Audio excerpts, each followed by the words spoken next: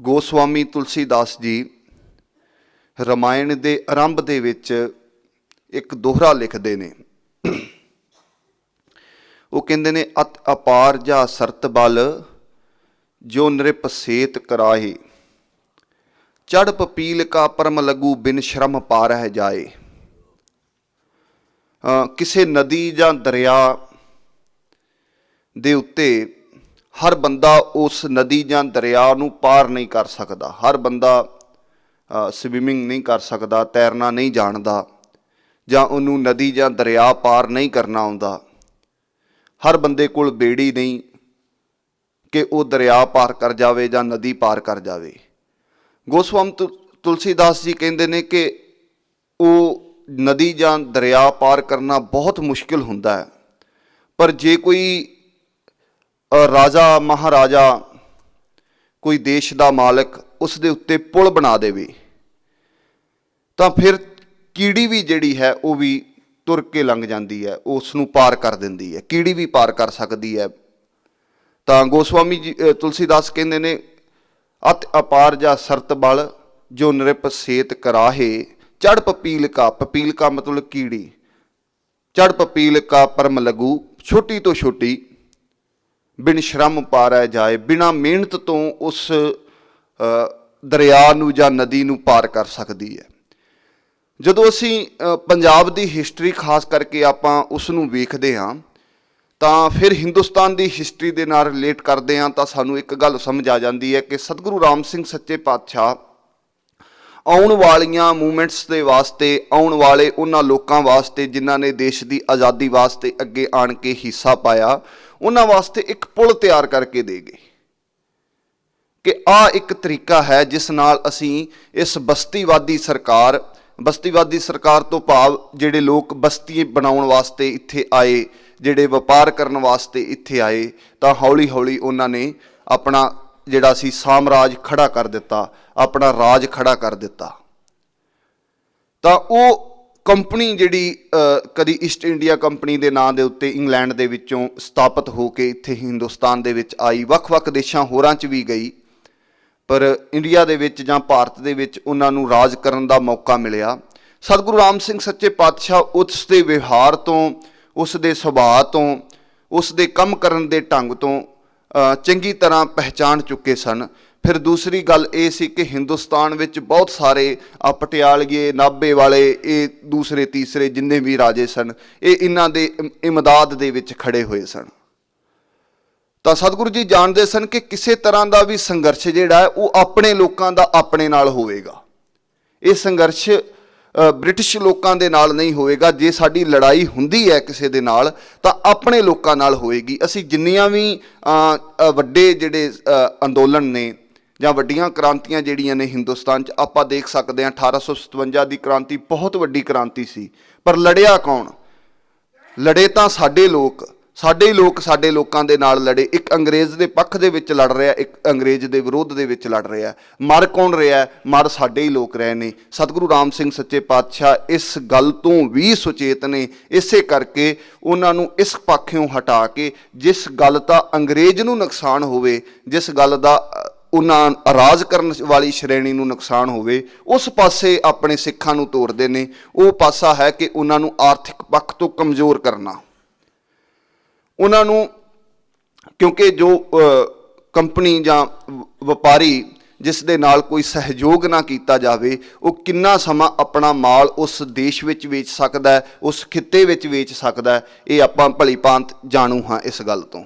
पिछले दिनों दे विच कुछ वड्डियां कंपनियां दे नाल पंजाबियां ने एक तरह का व्यवहार किया, बाईकाट का व्यवहार किया, तो आपां जानते हाँ कि उन्हां दे बयान की आए, उन्होंने किस तरह दीयां गल्लां कीतियां। सतगुरु राम सिंह सच्चे पातशाह यही कहना चाहुंदे सन कि ये लोग व्यापार करने वास्ते आए ने, स्थापित नहीं रह सकणगे। तुहाडा रुपईया तुहाडे ते लग रहा, तुहाडे तो ही रुपये लए जा रहे हैं, तुहानूं ही दिते जा रहे हैं, ते मालिक कोई बनिया बैठा है। तुहाडे ही बंदे तुहाडे बंदियां दे खिलाफ जिहड़े ने वो वरते जा रहे हैं। इस गल तो सुचेत हो जो। सतगुरु राम सिंह सच्चे पातशाह जिहड़ी किरपा कीती उस किरपा नूं असीं इत्थों तक समझ सकते हाँ कि किन्ना नामधारी सजिया। इस गल दा वो नहीं, ਪਰ ਜਿੰਨਾ ਵੀ ਨਾਮਧਾਰੀ ਆਇਆ 10 ਲੱਖ 12 ਲੱਖ ਜਿਹੜਾ ਵੀ ਸਤਿਗੁਰੂ ਰਾਮ ਸਿੰਘ ਸੱਚੇ ਪਾਤਸ਼ਾਹ ਦੇ ਝੰਡੇ ਥੱਲੇ ਆਇਆ, ਉਹਨੇ ਆਪਣਿਆਂ ਦੇ ਖਿਲਾਫ ਜੰਗ ਨਹੀਂ ਲੜਿਆ, ਉਹ ਆਪਣਿਆਂ ਦੇ ਖਿਲਾਫ ਨਹੀਂ ਹੋਇਆ। ਉਹਦੀ ਇੱਕੋ ਹੀ ਵਿਚਾਰਧਾਰਾ ਰਹੀ ਕਿ ਅਸੀਂ ਅੰਗਰੇਜ਼ ਦੇ ਖਿਲਾਫ ਹਾਂ, ਅਸੀਂ ਅੰਗਰੇਜ਼ ਦੇ ਪੱਖੀ ਨਹੀਂ, ਵਿਰੋਧੀ ਹਾਂ। ਸਤਿਗੁਰੂ ਰਾਮ ਸਿੰਘ ਸੱਚੇ ਪਾਤਸ਼ਾਹ ਆਨੰਦਪੁਰ ਸਾਹਿਬ ਵਾਲਾ ਹੋਲੇ ਤੇ ਜਾਂਦੇ ਨੇ। ਆਨੰਦਪੁਰ ਸਾਹਿਬ 67 ਵਾਲਾ ਹੋਲਾ ਜਿਹੜਾ ਹੈ, ਸਤਿਗੁਰੂ ਰਾਮ ਸਿੰਘ ਸੱਚੇ ਪਾਤਸ਼ਾਹ ਜਦੋਂ ਜਾਂਦੇ ਨੇ, ਉੱਥੋਂ ਦਾ ਕਮਿਸ਼ਨਰ ਮਿਲਣ ਵਾਸਤੇ ਆਉਂਦਾ। ਉਹਦੀ ਨਾਲ ਜਿਹੜੀ ਹੈ ਇਸਤਰੀ ਵੀ ਹੈ, ਮੇਮ ਵੀ ਨਾਲ ਹੈ।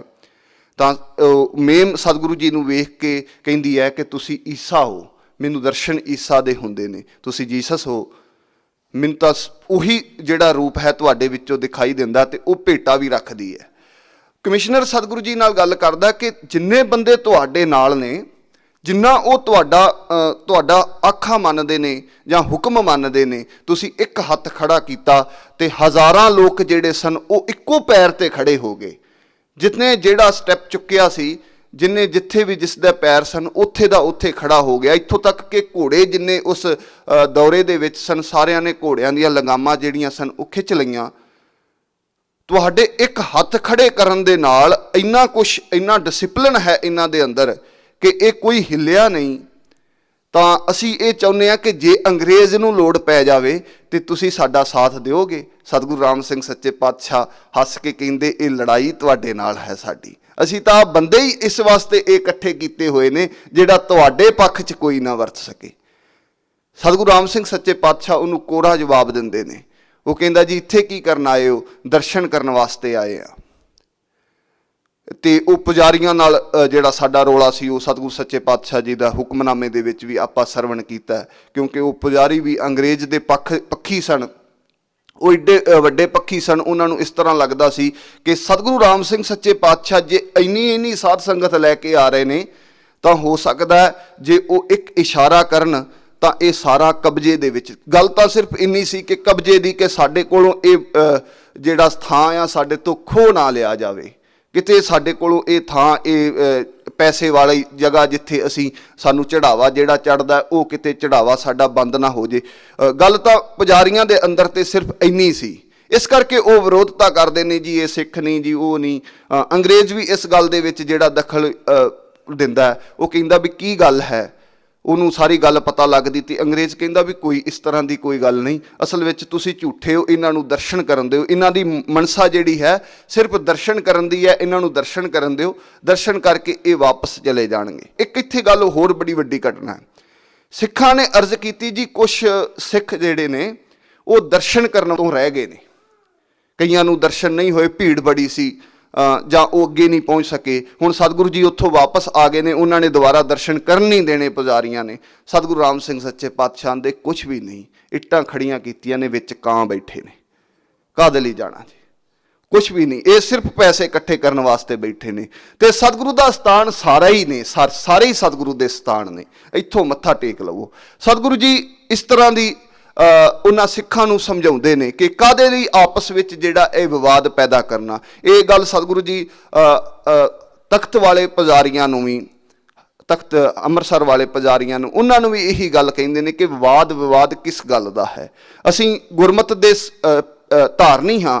ਤੁਹਾਨੂੰ ਸਿਰਫ ਇਹ ਡਰ ਹੈ ਕਿ ਜੇ ਰਾਮ ਸਿੰਘ ਆ ਗਿਆ, ਉਹਦੇ ਨਾਲ ਸਿੱਖ ਆਉਣਗੇ, ਤੁਹਾਨੂੰ ਇੱਥੇ ਕਾਬਜ਼ ਨਹੀਂ ਰਹਿਣ ਦੇਣਗੇ। ਗੱਲ ਇਹ ਹੈ। ਤੇ ਤੁਸੀਂ ਕਿਉਂ ਡਰਦੇ ਹੋ? ਅਸੀਂ ਇਹ ਲੈਣਾ ਹੀ ਨਹੀਂ, ਥਾਂ ਲੈਣਾ ਹੀ ਨਹੀਂ।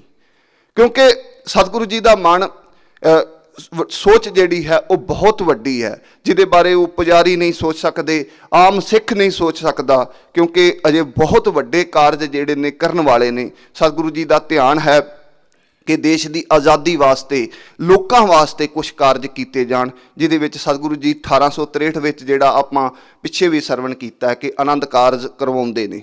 ਇਹ ਇੱਕ ਕ੍ਰਾਂਤੀਕਾਰੀ ਕਦਮ ਸੀ। ਫਿਰ ਸਤਿਗੁਰੂ ਜੀ ਦੇ ਉੱਤੇ ਦ੍ਰਿੜਤਾ ਵਿਖਾਉਂਦੇ ਨੇ ਹਰ ਪੱਖ ਦੇ ਕਾਰਨ। ਜਿੱਥੇ ਵੀ ਸਿੱਖਾਂ ਨੂੰ ਹੁਕਮ ਕਰਦੇ ਨੇ, ਕਹਿੰਦੇ ਨੇ ਭਾਈ ਆਨੰਦ ਰੀਤੀ ਦੇ ਅਨੁਸਾਰ ਜਿਹੜਾ ਹੈ ਉਹ ਵਿਆਹ ਕਰਨਾ ਹੈ। ਮੰਗਲ ਸਿੰਘ ਬਿਸ਼ਨਪੁਰੀਆ ਸਤਿਗੁਰੂ ਰਾਮ ਸਿੰਘ ਸੱਚੇ ਪਾਤਸ਼ਾਹ ਨੂੰ ਲੈਣ ਵਾਸਤੇ ਭੈਣੀ ਸਾਹਿਬ ਆਉਂਦਾ, ਆਂਦਾ ਪਾਤਸ਼ਾਹ ਮੇਰੇ ਭਰਾ ਦਾ ਵਿਆਹ ਹੈ, ਚੱਲੋ। ਜੰਝ ਲੈ ਕੇ ਜਾਣੀ ਹੈ, ਲੋਕ ਲੈ ਕੇ ਜਾਂਦੇ ਸਨ ਵੀ ਸਤਿਗੁਰੂ ਜੀ ਆਪ ਜੀ ਨਾਲ ਚੱਲੋਗੇ। ਸਤਿਗੁਰੂ ਜੀ ਕਹਿੰਦੇ ਭਾਈ ਸਾਡੀ ਇੱਕੋ ਹੀ ਸ਼ਰਤ ਹੈ ਵੀ ਵਿਆਹ ਜਿਹੜਾ ਹੈ ਉਹ ਆਨੰਦ ਰੀਤੀ ਦੇ ਨਾਲ ਹੋਵੇਗਾ। ਉਦੋਂ ਇਹ ਗੱਲ ਬਹੁਤ ਵੱਡੀ ਸੀ, ਖਾਸ ਕਰਕੇ ਉਹ ਮੰਗਲ ਸਿੰਘ ਸਰਦਾਰ ਹੈ, ਮੈਂ ਪਹਿਲਾਂ ਵੀ ਅਰਜ਼ ਕੀਤੀ ਕਿ ਪਟਿਆਲੇ ਵਾਲਿਆਂ ਦਾ ਭਣੇਵਾਂ ਹੈ, ਤਾਂ ਉਹਨਾਂ ਦੇ ਪਰਿਵਾਰ ਦੇ ਵਿੱਚ ਜਿੱਥੇ ਵੱਡੇ ਵੱਡੇ ਸਰਦਾਰਾਂ ਨੇ ਇਕੱਠੇ ਹੋਣਾ, ਇਹ ਗੱਲ ਹੋਰ ਵੀ ਵੱਡੀ ਹੋ ਜਾਂਦੀ ਹੈ ਕਿ ਉਹ ਇਹ ਗੱਲ ਨੂੰ ਮੰਨ ਸਕਦੇ ਨੇ ਜਾਂ ਨਹੀਂ ਮੰਨ ਸਕਦੇ। ਜਦੋਂ ਉਹ ਜੰਝ ਲੈ ਕੇ ਜਾਂਦੇ ਨੇ ਤੇ ਉੱਥੇ ਜਾ ਕੇ ਉਹ ਕੁੜੀ ਵਾਲੇ ਜਿਹੜੇ ਨੇ ਇਸ ਗੱਲ ਤੋਂ ਇਤਰਾਜ਼ ਕਰਦੇ ਨੇ ਵੀ ਨਹੀਂ, ਅਸੀਂ ਇਹ ਆਨੰਦ ਕਾਰਜ ਨਹੀਂ ਕਰਾ ਸਕਦੇ, ਇਹ ਤੇ ਬੇਦਰੀਤੀ ਦੇ ਅਨੁਸਾਰ ਹੋਵੇਗਾ।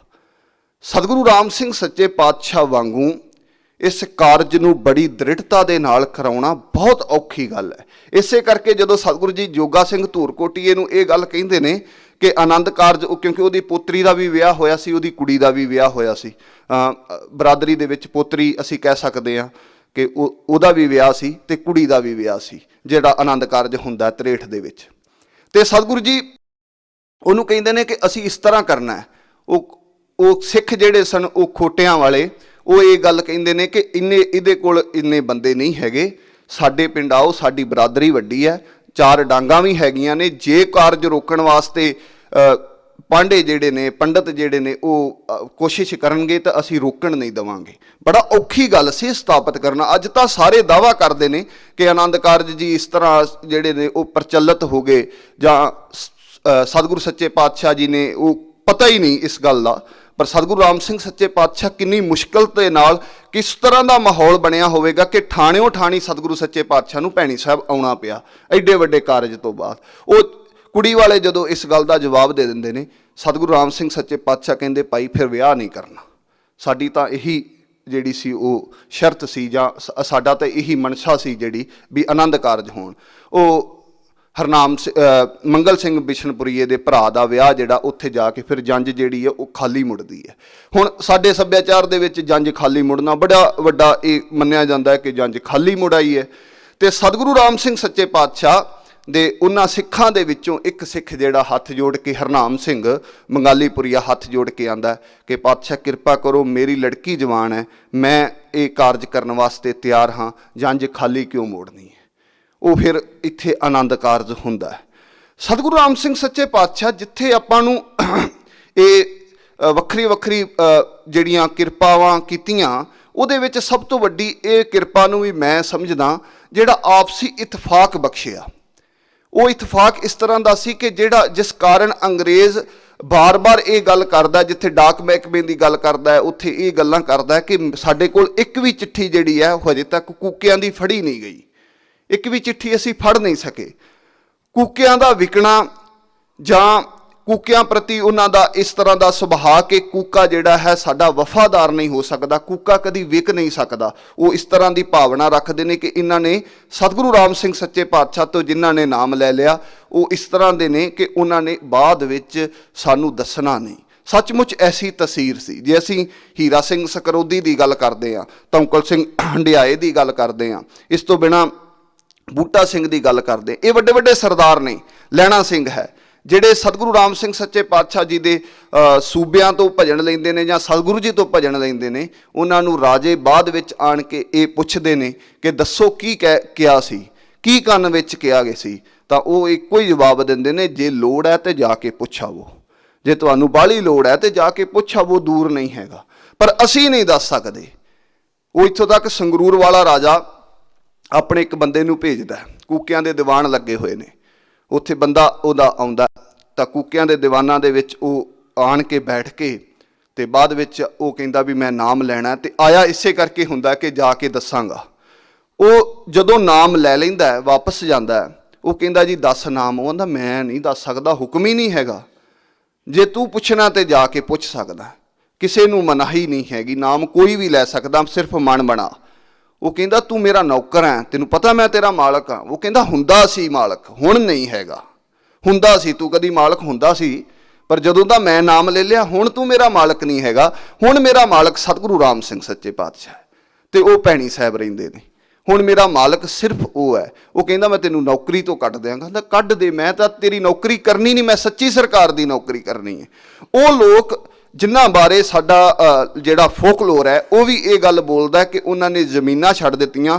ਉਹ ਜ਼ਮੀਨਾਂ ਛੱਡੀਆਂ ਜਿਹੜੀਆਂ ਜ਼ਮੀਨਾਂ ਦਾ ਟੈਕਸ ਮਾਫ ਸੀ, ਜਿਨ੍ਹਾਂ ਜ਼ਮੀਨਾਂ ਦਾ ਲਗਾਨ ਮਾਫ ਸੀ, ਇਹ ਹੀਰਾ ਸਿੰਘ, ਲਹਿਣਾ ਸਿੰਘ, ਇਹਨਾਂ ਕੋਲ ਉਹ ਜ਼ਮੀਨਾਂ ਸਨ ਜਿਹੜੀਆਂ ਇਨਾਮ ਦੇ ਵਿੱਚ ਪ੍ਰਾਪਤ ਹੋਈਆਂ ਸਨ। ਵੱਖਰੇ ਵੱਖਰੇ ਥਾਵਾਂ ਦੇ ਉੱਤੋਂ ਆਪਣੀ ਬਹਾਦਰੀ ਦੇ ਨਾਲ ਇਨਾਮ ਪ੍ਰਾਪਤ ਕੀਤੇ, ਜ਼ਮੀਨਾਂ ਪ੍ਰਾਪਤ ਕੀਤੀਆਂ, ਖੂਹ ਲਵਾਏ। ਇਹਨਾਂ ਦੇ ਖੂਹਾਂ ਵਾਸਤੇ ਇਹ ਗੱਲਾਂ ਕੀਤੀਆਂ ਗਈਆਂ ਕਿ ਇਹਨਾਂ ਦੇ ਕਿਉਂਕਿ ਟੈਕਸ ਜਿਹੜਾ ਸੀ ਖੂਹ ਨੂੰ ਲੱਗਦਾ ਸੀ, ਅਤੇ ਉਹ ਟੈਕਸ ਤੋਂ ਮੁਕਤ ਸਨ, ਲਗਾਨ ਤੋਂ ਮੁਕਤ ਸਨ।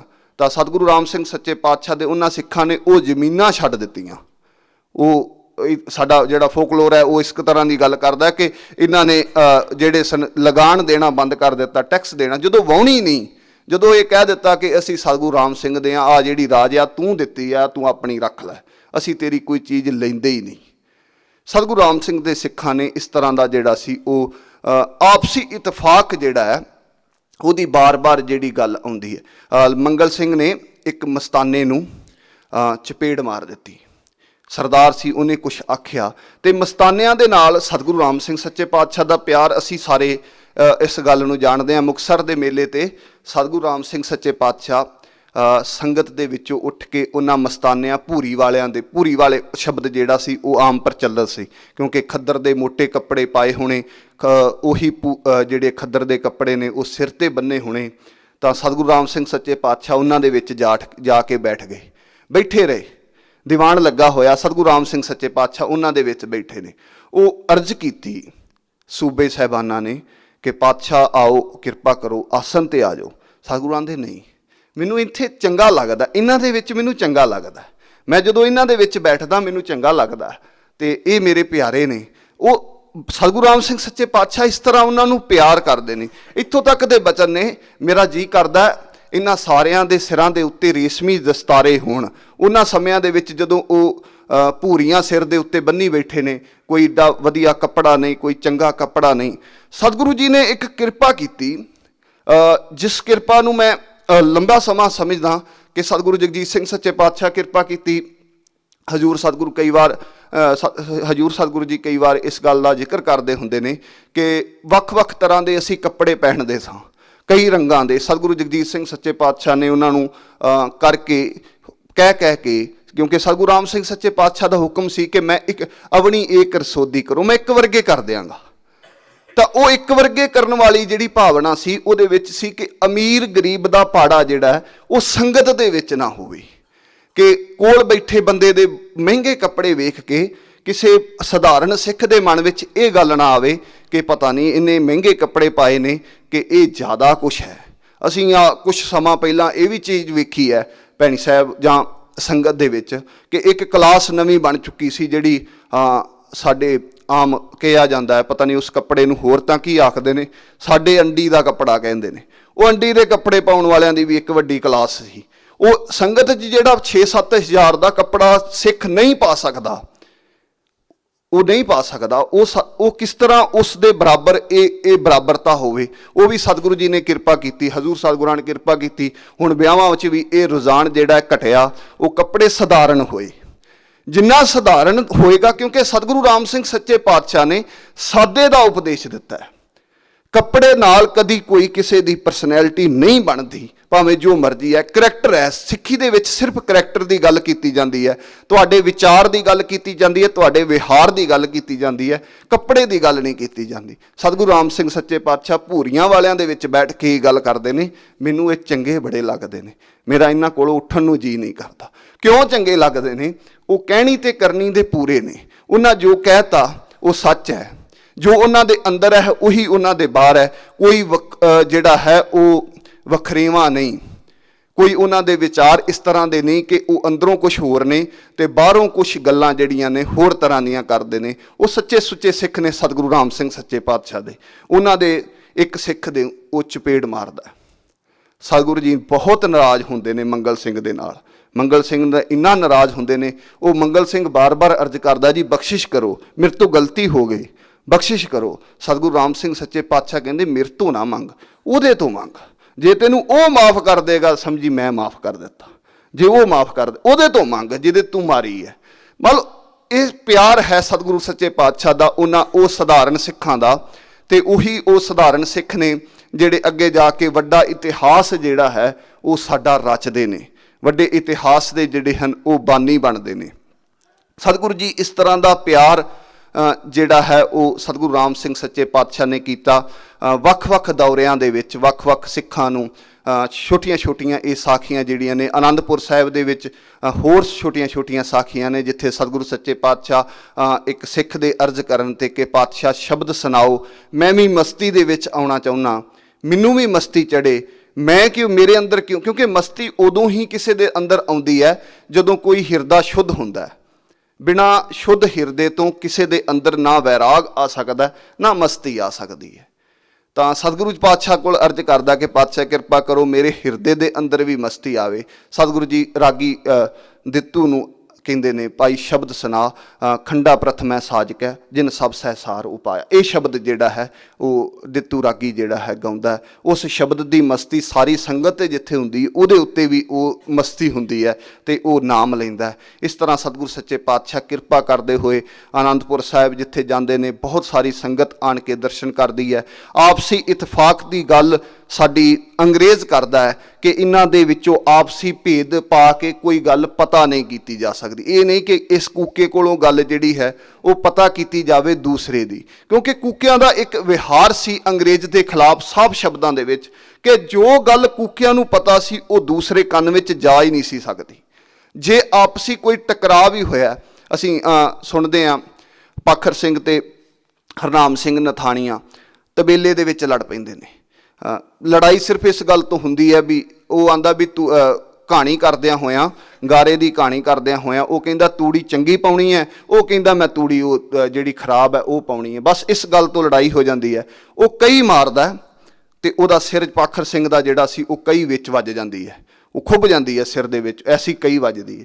ਉਹ ਕੱਢ ਕੇ ਚਲੋ ਸਿੱਖ ਉਹਨੂੰ ਪੱਟੀ ਪੁੱਟੀ ਬੰਨ੍ਹਦੇ ਨੇ। ਉਸ ਸਮੇਂ ਦੇ ਇਲਾਜ ਦੇ ਹਿਸਾਬ ਦੇ ਨਾਲ ਉਹਨੂੰ ਦੁੱਧ ਦੱਧ ਪਿਆਇਆ ਜਾਂਦਾ, ਹਲਦੀ ਵਾਲਾ, ਇਸ ਤਰ੍ਹਾਂ ਦਾ ਕੰਮ ਜਿਹੜੇ ਨੇ ਕੀਤੇ ਜਾਂਦੇ ਨੇ। ਉਹਨੂੰ ਪਤਾ ਲੱਗਦਾ ਚੌਂਕੀਦਾਰ ਨੂੰ, ਅਤੇ ਚੌਂਕੀਦਾਰ ਅਗਾਂਹ ਇਤਲਾਹ ਦਿੰਦਾ ਅਤੇ ਇਤਲਾਹ ਦੇ ਨਾਲ ਉਹ ਥਾਣੇਦਾਰ ਜਿਹੜਾ ਉਹ ਆਉਂਦਾ ਕਿ ਚਲੋ ਕੋਈ ਤਾਂ ਗੱਲ ਲੱਭੀ ਕੂਕਿਆਂ ਦੇ ਵਿੱਚ, ਆਪਸੀ ਲੜਾਈ ਦੇ ਵਿੱਚ। ਉਹ ਆਣ ਕੇ ਕਹਿੰਦਾ ਤੂੰ ਰਿਪੋਰਟ ਲਿਖਾ, ਉਹਨੂੰ ਆਣ ਕੇ ਕਹਿੰਦਾ ਤੂੰ ਰਿਪੋਰਟ ਲਿਖਾ ਅਤੇ ਮੈਂ ਅਗਲੀ ਕਾਰਵਾਈ ਮੈਂ ਆਪ ਹੀ ਕਰਾਂਗਾ। ਉਹ ਪਾਖਰ ਸਿੰਘ ਉੱਠ ਕੇ ਖੜ੍ਹਾ ਹੋ ਜਾਂਦਾ। ਉਹ ਗੱਤਕੇ ਦਾ ਪੈਂਤੜਾ ਲੈਂਦਾ ਹੋਇਆ, ਉਹ ਡਾਂਗ ਹੱਥ ਵਿੱਚ ਫੜ ਕੇ ਉਹ ਦੋ ਕੁ ਪੈਂਤੜੇ ਲੈ ਕੇ ਅਤੇ ਉਹ ਇਸ ਤਰ੍ਹਾਂ ਖਲੋ ਕੇ ਕਹਿੰਦਾ ਵੇਖ ਕਿਤੇ ਵੱਜਾ ਕੁਛ, ਮੇਰੇ ਕੁਛ ਹੋਇਆ, ਮੈਨੂੰ ਕੁਛ, ਇਸ ਤਰ੍ਹਾਂ ਦਾ ਭਾਵ। ਉਹ ਇਹ ਸ਼ਬਦ ਬੋਲਦਾ ਹੋਇਆ ਥਾਣੇਦਾਰ ਜਾਂਦਾ ਕਿ ਇਸੇ ਗੱਲਾਂ ਕਰਕੇ ਤੁਸੀਂ ਜਿਹੜੇ ਹੋ ਹਜੇ ਤੱਕ ਬਚੇ ਹੋ, ਇਸੇ ਗੱਲਾਂ ਕਰਕੇ ਬਚੇ ਹੋ ਕਿ ਜਿਹੜਾ ਤੁਹਾਡਾ ਆਪਸੀ ਇਤਫਾਕ ਹੈ, ਆਪਸੀ ਪਿਆਰ ਹੈ ਜਿਹੜਾ ਉਹ ਖਤਮ ਨਹੀਂ ਹੁੰਦਾ। ਇੱਥੇ ਨੱਥਾ ਸਿੰਘ ਮਜ਼੍ਹਬੀ ਸਿੱਖ ਸੀ, ਭੈਣੀ ਸਾਹਿਬ ਦੀ ਲੋਹ ਦੇ ਵਾਸਤੇ ਉਹ ਅੱਕ ਪੁੱਟਦਾ ਹੁੰਦਾ ਸੀ। ਉਸ ਸਮੇਂ ਬਾਲਣ ਦੇ ਵਾਸਤੇ ਅੱਕ ਝਾੜੀਆਂ ਪੁੱਟ ਕੇ ਲਿਆਉਣੀਆਂ। ਟੇਢੇਆਲ ਉਸ ਦੀ ਲੜਾਈ ਹੋ ਗਈ, ਕੁਛ ਬੰਦਿਆਂ ਨੇ ਉਹਨੂੰ ਰੋਕਿਆ। ਲੰਗਰ ਦਾ ਬਾਲਣ ਸੀ ਉਹ ਚੁੱਕਣਾ ਚਾਹੁੰਦੇ ਸਨ, ਇਕੱਠਾ ਕੀਤਾ, ਪਰ ਉਹ ਸਿੱਖ ਇਸ ਤਰ੍ਹਾਂ ਦਾ ਸੀ, ਉਹ ਕਹਿੰਦਾ ਵੀ ਮੈਂ ਹੱਥ ਨਹੀਂ ਲਾਉਣ ਦੇਣਾ, ਇਹ ਮੈਂ ਇਕੱਠਾ ਕੀਤਾ ਹੋਇਆ। ਅਤੇ ਸਤਿਗੁਰੂ ਸੱਚੇ ਪਾਤਸ਼ਾਹ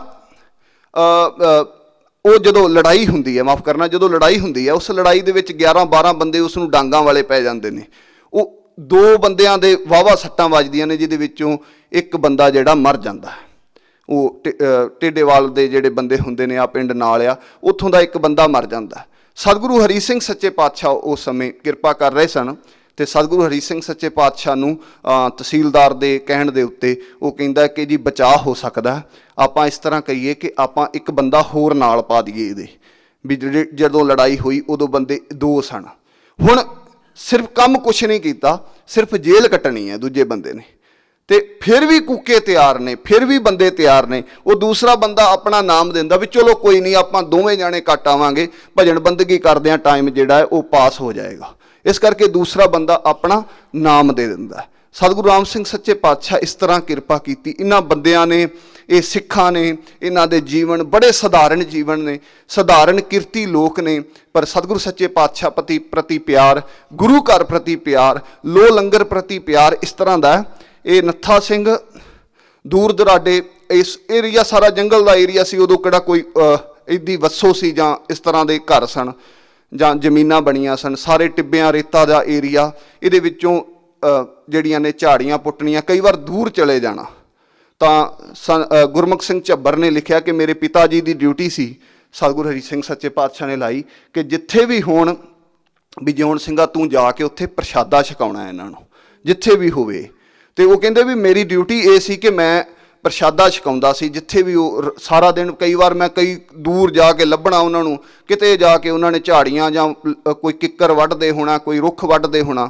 ਤਾਂ ਇੱਕ ਦਿਨ ਮੇਰੇ ਮਨ ਵਿੱਚ ਆਇਆ ਕਿ ਕੀ ਮੇਰੀ ਡਿਊਟੀ ਹੈ, ਕਿਹੜੇ ਪਾਸੇ ਮੈਨੂੰ ਲਾਇਆ। ਇੱਕ ਮਜ਼੍ਹਬੀ ਸਿੱਖ ਹੈ, ਮੈਂ ਉਹਦੇ ਪਿੱਛੇ ਸਾਰਾ ਦਿਨ ਤੁਰਿਆ ਫਿਰਦਾ, ਸਾਰਾ ਦਿਨ ਉਹਨੂੰ ਲੱਭੀ ਜਾਂਦਾ। 2 ਟਾਈਮ ਪ੍ਰਸ਼ਾਦਾ ਛਕਾਉਣਾ ਹੁੰਦਾ ਤੇ ਮੇਰਾ ਸਾਰਾ ਦਿਨ ਇਸੇ ਕੰਮ 'ਚ ਲੰਘ ਜਾਂਦਾ। ਇਹ ਸੋਚ ਕੇ ਮੈਂ ਘਰ ਨੂੰ ਜਾਣਾ ਸ਼ੁਰੂ ਕੀਤਾ ਵੀ ਮੈਂ ਛੱਡ ਕੇ ਸਾਰਾ ਕੁਝ ਮੈਂ ਆਪਣੇ ਘਰ ਨੂੰ ਚਲਾ ਜਾਂਦਾ। ਕਹਿੰਦੇ ਜਦੋਂ ਮੈਂ ਅਕਾਲ ਬੂੰਗੇ ਤੋਂ ਅੱਗੇ ਨਿਕਲਿਆ ਤਾਂ ਮੈਨੂੰ ਦਿਖਣਾ ਬੰਦ ਹੋ ਗਿਆ, ਮੈਨੂੰ ਦਿਖਣਾ ਬੰਦ ਹੋ ਗਿਆ। ਮੈਂ ਪਿੱਛੇ ਨੂੰ ਵੇਖਾਂ ਮੈਨੂੰ ਦਿਖੇ, ਅੱਗੇ ਨੂੰ ਵੇਖਾਂ ਮੈਨੂੰ ਦਿਖੇ ਨਾ। ਤਾਂ ਮੈਨੂੰ ਪਤਾ ਲੱਗ ਗਿਆ ਕਿ ਸਤਿਗੁਰੂ ਹਰੀ ਸਿੰਘ ਸੱਚੇ ਪਾਤਸ਼ਾਹ ਜਿਹੜੀ ਕਿਰਪਾ ਕੀਤੀ, ਜੋ ਮੈਨੂੰ ਆਖਿਆ ਕਿ ਤੂੰ ਇਹ ਕਾਰਜ ਕਰਨਾ, ਇਹ ਉਹ ਸਿੱਖ ਜਿਹੜਾ ਹੈ ਉਹਨੂੰ ਮੈਂ ਭੁੱਖਾ ਨਹੀਂ ਛੱਡ ਸਕਦਾ। ਮੇਰੀ ਡਿਊਟੀ ਹੈ, ਮੇਰਾ ਇਹ ਕਾਰਜ ਬਣਦਾ ਕਿ ਮੈਂ ਉਹਨੂੰ ਭੁੱਖਾ ਨਹੀਂ ਛੱਡ ਸਕਦਾ। ਇਸ ਤਰ੍ਹਾਂ ਦੇ ਸਧਾਰਨ ਸਿੱਖਾਂ ਦਾ ਜਿਨ੍ਹਾਂ ਨੇ ਬਹੁਤ ਵੱਡੀ ਘਾਲਣਾ ਘਾਲੀ, ਉਹਨਾਂ ਦੇ ਜੀਵਨ ਆਪਾਂ ਜਿਹੜੇ ਹਨ ਉਹ ਸੁਣਦੇ ਹਾਂ ਜਾਂ ਪੜ੍ਹਦੇ ਹਾਂ। ਸਤਿਗੁਰੂ ਸੱਚੇ ਪਾਤਸ਼ਾਹ ਦੀ ਕਿਰਪਾ ਨਾਲ ਇੰਨੀਆਂ ਕੁ ਅਰਜ਼ਾਂ ਕਰਦਾ ਹੋਇਆ ਮੈਂ ਖਿਮਾ ਦਾ ਜਾਚਕ ਹਾਂ। ਸਤਿ ਸ੍ਰੀ ਅਕਾਲ।